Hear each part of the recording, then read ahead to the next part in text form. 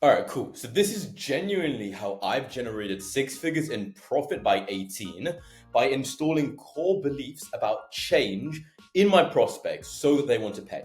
Now, even if they make decisions in a certain way, like I need to think about it, I don't make decisions like this, I install beliefs which make them realize that that way of thinking is the reason that they're on the call with a salesperson in the first place. Now, this isn't just words. I've actually done this in real life for the last 8 months, closing deals with payment processors like Stripe. I'm from the UK, so this is in pounds, but also fan bases, collecting thousands and thousands and thousands of dollars online as a high ticket closer. This has ultimately allowed me to travel the world at 17, although I'm 18 now, going wherever I want, whenever I want, with who I want, doing whatever I want. I'll get a Lamborghini, I'll go jet skiing, I'll go to a nice dinner, go to steakhouse, whatever. And it's exactly what I used to dream of when I was 15 years old, just getting into the online space. Now, this is my exact sales process in actually installing these core beliefs in your prospects so that the next time you have a sales conversation and you drop the price, they're actually willing to change. Or if they need a little bit of objection handling, sometimes you do need to say a few words. It's very easy for you to then take them through a little word track and then shift their beliefs.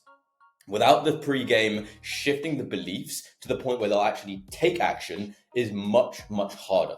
Now, it really is very, very simple. Start with a pattern interrupt, differentiate yourself from other salespeople, but make sure that they are switched on and that they're ready for the conversation. It will just mean that you'll have a much, much, much more productive conversation, which is super important when trying to discuss, difficult topics.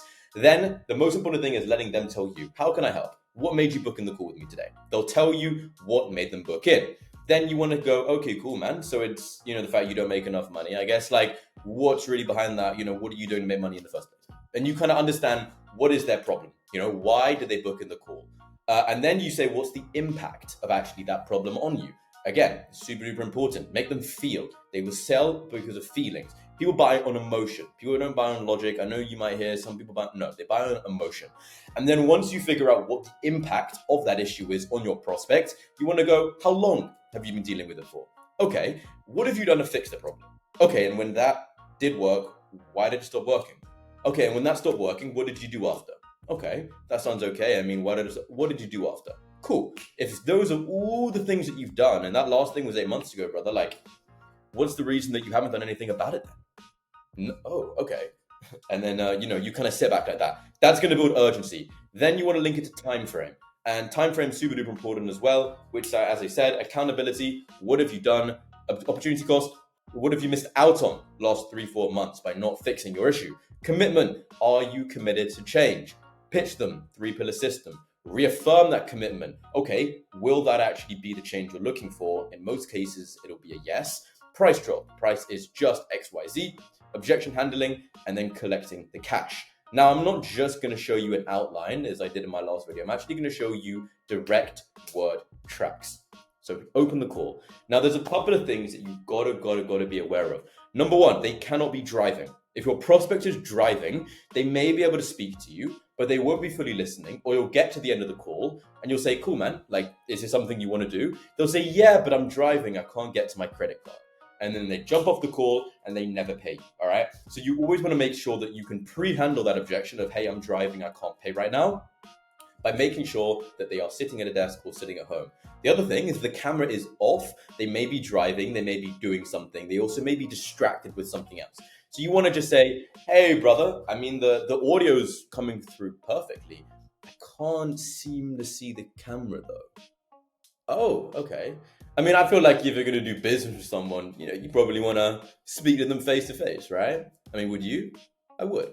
Perfect. You can also make it a bit more jokey. It depends. If you're selling B2B, it's probably a little bit rude, or, it depends on who you're speaking to, right? If you're speaking to a construction worker at 2 p.m., you're not going to say you in your pajamas. But if it's B2C, you can make a joke. You say, hey, John, are you in your pajamas over there? I mean, what's the reason the camera's off? I mean, it's 2 p.m., John. Oh, you're not in your pajamas. Okay, is it that the camera's broken, or you need a minute to just sort it out? Okay, beautiful. And then the other thing as well, like if they're driving, I always make a little joke. I go, it's funny, man. Like I had a call like this one time with a client, and he literally crashed his car. Like we were having a super duper intense conversation. I mean, it was absolutely great, but he literally rear-ended the car in front of him. So after that, I was just like, I don't do calls whilst driving. So if we need to reschedule it, man, absolutely, there's no problem with me. When would actually be best for you? But then you get straight into it, right? And this is so important. You tell them why they are there. You go, okay, cool, man. I know that you booked in this call to potentially look at getting some outside help with the business so that you can get more appointments on the calendar. Like you just sum it up in one sentence, that they're looking to get outside help, that they are trying to fix their problem to get their outcome. And then they say yes. And it just sets the frame and it shows them exactly why they're there. And it just helps them to really, really feel like content with the fact that you are going to help them do all of those things. And then the next thing is the discovery. As I said, you really got to dig into like what's actually been working for them and what hasn't, right? So you kind of go, cool, man, what made you look at us further? What's coming up for you? How long has it been the case? Why have you done anything about it yet? What have you tried to fix it? What are you doing now? How's that going for you? What would it mean for you if you didn't fix this? How would it make you feel? And it's like an onion, right? You're peeling the onion, peeling back the layers on layers on layers on layers to get to the core objection and the core emotion and the core problem, which really, like it might be, cool, I need more time. Okay, I mean, I guess like we say, need more time, what do you mean by that, man? Oh, I just need more time outside of work. Okay, and I guess like if you had more time outside of work, what would you do with the time? I'd support my grandma who's in hospital. Oh, and then boom, that is the objection. That's why they want more time. Or, I really want to work on my business more. I really want to support my kids. I want to spend more time with my kids. These are the real emotional drivers that will cause your prospect to change, not that they need more time, right? So dig it down, peel back the layers, and you'll have actual ammunition to work with as you go out into the call. This is super powerful. You basically say, hey brother, what have you done in terms of advanced help? And again, it just differentiates yourself. Like if they've tried X, Y, and Z, they've tried all the free stuff online for sales, and then you say to them, hey brother, like I know that you've watched, all of Jeremy Miner's free videos and, you're still at about 3K a month. Like, what have you done in terms of advanced help? Nothing. Okay. And if they do say like, oh yeah, I went to Daniel G's free school. No shade on Daniel G's, incredible closer. But yeah, sorry man, respectfully, I meant more like, one-on-one coaching, 6 days a week, like a community that you can do role plays with, like advanced help. Like, is there anything you've done in terms of that? No? Okay, not a problem, man. And then you basically want to dig into identity, right? So it's like, cool, okay, so you want to have more time to support your grandma who's in hospital. I guess like, if you were really able to spend that time with her, like what would it mean to you, man? It'd mean everything. I mean, I look up to her the most, hopefully she'd be able to recover and, I'd be able to spend all the time in the world. Wow. And now suddenly you've shifted from, I want to get more time to, I want my grandma to recover from hospital and be the person who can actually support her in that transformation. And your solution being the bridge between him, where he is now, who he is today, and the person who can support his grandmother's recovery so that he can actually get out of hospital and then so she can continue living a life. If you can bridge your solution as that, you will close every single time. And then just again, reaffirm commitment. You're actually willing to give it 100% because I can't do it for you. All of this kind of stuff, right? It has to be you that shows up to all the calls. It has to be you that closes all the deals. Go, yeah. Heaven state. Again, this is all kind of just everything in one, right? What have you done already? How has this helped you out? What is that end goal? Describe it. Okay, you have more money. What would you buy, man? Oh, I'd buy a car. Oh, what car, man? I love cars. Buy a Ferrari. Ferrari, brilliant, man. Any idea of the color? And they're just imagining. They're imagining their red Ferrari outside their house. They're imagining, getting in there. It's just, you need to go deeper and you need to make the result tangible so that they can actually very, very easily understand what it is that they're missing out on by not taking the first step. Then here is pre-pitch commitment. Again, just basically say, cool, man. Some offers you can say like, can I get a yes? I like to say, hey man, like if I show you everything and you do feel like this could actually provide you with the source of appointments that you've been looking for, like, is it something that you could actually pull the trigger on today? And if they say no, you could be like, cool, man, I guess like what's really behind that then? X, Y, and Z. Okay. I mean, like, we take these calls to speak to business owners who are looking to get more appointments on the calendar. And I guess like if you're not actually looking to get that done, if you're just, shopping around for information, then maybe it would be best that we kind of jump off the call now. And if they say yes, cool. Because then after your pitch, you're going to say to them, hey, brother, do you feel like this would actually provide you with the system flow of appointments you're looking for? Yes. It's just beautiful. It is absolutely fantastic. Humans are congruent. They don't like to be different. They like to be congruent with what they've already said. And that's why you pre-handle objections. It's why you make them admit to things before the price, so that after the price, they stay congruent to what they said before. Now, the pitch, super important, is 3-pillar system. Again, if it's coaching, you might say, okay, cool, man. So the first pillar is the modules. The second pillar is the weekly calls. And then the third pillar is your one-on-one with Ryan every single week. You get one a week, for example. Now, the price drop. Okay, so this is pretty important. And I heard, the old saying, you drop the price and then you go quiet. I think that is actually a good methodology, but you need to include value before you go quiet. So I'll say, and this is kind of an extreme example, but it's worked for me and I've actually closed deals in this way, is you go, cool, man, so the price is just $4,000. What we'll typically do is actually just take care of the service agreement, which has everything that we discussed. I mean, obviously it says, please don't share the stuff that I give you. And then we'll get you booked in for your onboarding call. It takes 3 days from the onboarding call to get the ads live. And then appointments will start coming in. And then you shut up. And in their mind, you've just said the price, but you've also bridged the next steps to appointments coming in. Again, humans like clarity. They like to understand what is going on. A human who's confused will not buy. So if they don't understand the next steps after paying, it's very unlikely that their brain will be able to justify to buy it, because the purchase will seem, shrouded in confusion. Like, what's next? I'm paying this money. What do I get? But then when you bridge that gap between their payment, the next step, and then actually revenue coming in, it just allows the brain to very much justify why they're actually making this investment in the first place.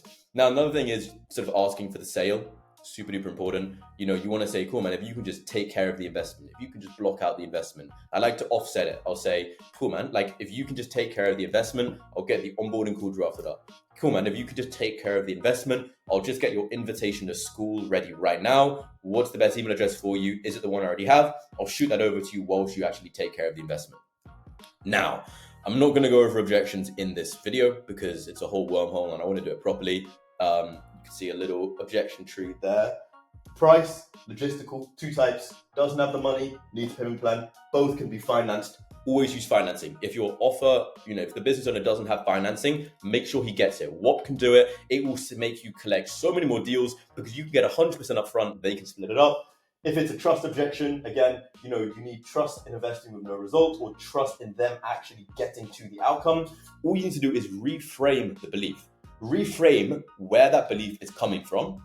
And then you just ask them, what is going to give them the best chance at achieving X outcome? And is it going to be thinking about the worst case scenario, putting it off, waiting until the perfect day? Or is it going to be just taking action and starting walking the bridge today? And they'll say, yes, it's actually just taking action. And then you say, this is the closing line. So what are you going to do? What would be the most educated decision to get you closest to your goals? It would be doing this. So what are you going to do? Or what would the person who's already achieved everything that we talked about, how would he look at this decision? Would he do it? Or would he think about the worst case scenario? No, he'd do it. So what are you going to do? And that is the closing question. And that will close your deals. I promise you that.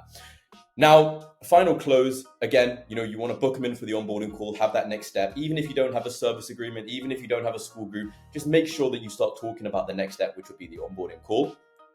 But not all of you are going to be able to close at 100%. And this is some crazy ass value. I don't even know why I'm sharing this on YouTube. But I'll give it to you, man. I mean, if you watch 40 minutes of the video, you genuinely deserve it.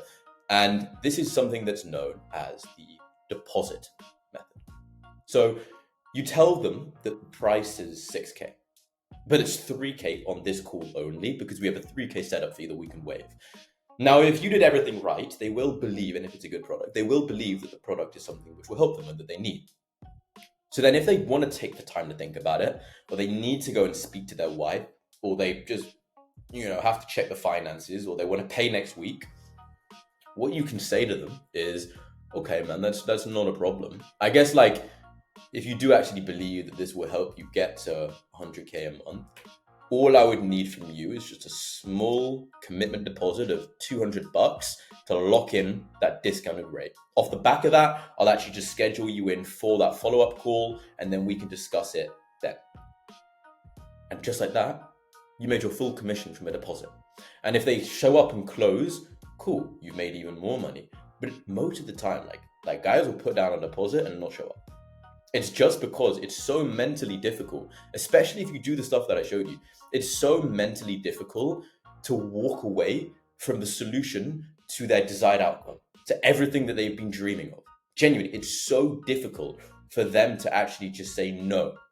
So they would much rather put a small form of commitment down. So in their mind, they think that they're actually getting closer to their desired outcome than completely just say nothing. And this is so powerful. And if you just discuss with your business owner and the offer that you're working on, like, hey man, I'm going to be collecting the deposits to my payment processor just because these are my deals, and if they close, you'll get the full sum. You should be able to collect the deposits completely yourself as the closer. That should be something which you can just do yourself. Because if you're a sales rep, it's your role to schedule follow-up calls as well, right? So use this. This is going to change your fucking life as a closer. You're going to make 10 times more money closing guys who wouldn't have closed anyway, because not everyone will close. Some people will just not close, but you're gonna make 10 times more money, genuinely. I don't want to spoil anything, but yeah, go close some deals. DM me on my Instagram if you want anything. Like, I'm happy to help, genuinely. I'm trying to change the way the world sees sales, and I'm trying to help as many closers, help as many prospects as possible. Like, all the deals that I've closed, at least the ones that I know the outcome for the prospect, I see their testimonials. And it lifts my spirits, and I want as many prospects with problems to have help in the world and to get where they want in life.